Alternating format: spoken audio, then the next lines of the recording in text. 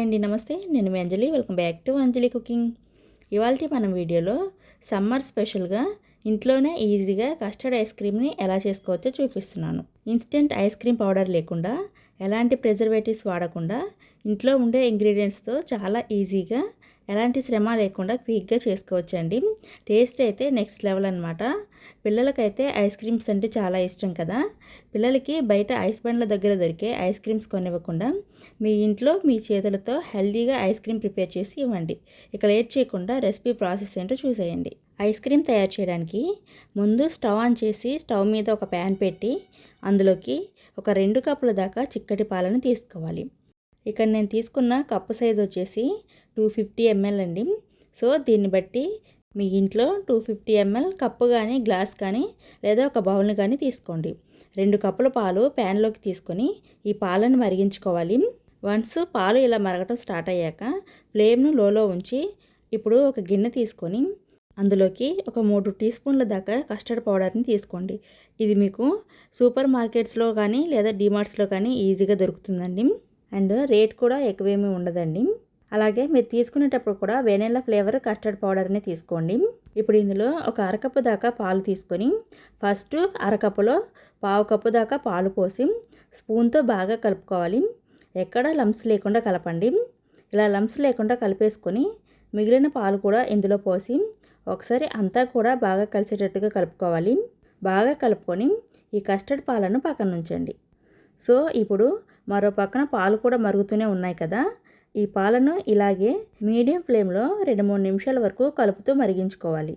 Pan అంచులకి ఉన్న మీగడని పాలలోకి అనుకుంటూ కలుపుతూ పాలను 2-3 నిమిషాల దాకా మరిగించుకోవాలి.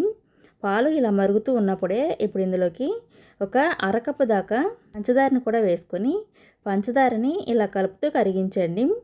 పంచదార పూర్తిగా కరిగిపోయిన తర్వాత ఇప్పుడు మనం ముందుగా కలిపి పెట్టిన కస్టర్డ్ పాలను తీసుకొని మళ్ళీ ఒకసారి అడుగు నుండి కలపండి. అడుగున పేరుకుపోయి ఉంటుంది కాబట్టి మళ్ళీ ఒకసారి కలుపుకోవాలి. ఇలా బాగా కలుపుకొని ఇప్పుడు ఈ పాలని మరుగుతున్న పాలలోకి తీసుకోవాలి. ఈ కస్టర్డ్ పాలు పోసేటప్పుడు మాత్రం ఫ్లేమ్ను లో టు మీడియం ఫ్లేమ్లో ఉంచి గరిటెతో కంటిన్యూస్గా కలుపుతూ ఉడికించుకోవాలి. మనం ఇది ఉడికించడానికి ఇలా అడుగు మందంగా ఉండే ప్యాన్ అయితే బాగుంటుందండి.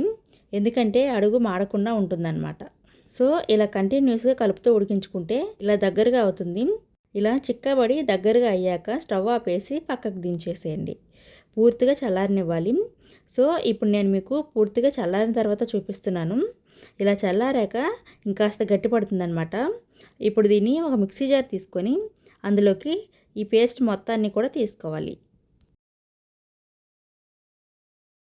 ఇలా మిక్సీ జార్లోకి మొత్తాన్ని తీసుకున్న తర్వాత ఇప్పుడు ఇందులో ఐస్ క్రీము క్రీమీగా రావాలన్నా టేస్ట్ మరింత పెరగాలన్నా కూడా ఒక పావు కప్పు దాకా ఇంట్లో పాల మీద తీసిన మీగడైతే వేసుకోవాలి.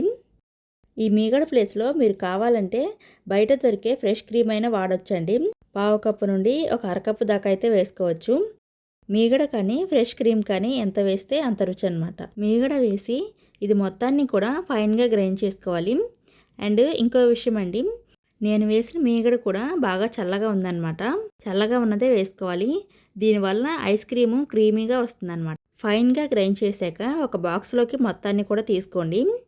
పైన గార్నిష్ కోసం కొన్ని టూటీ ఫ్రూటీస్ అయితే వేసుకుంటున్నాను.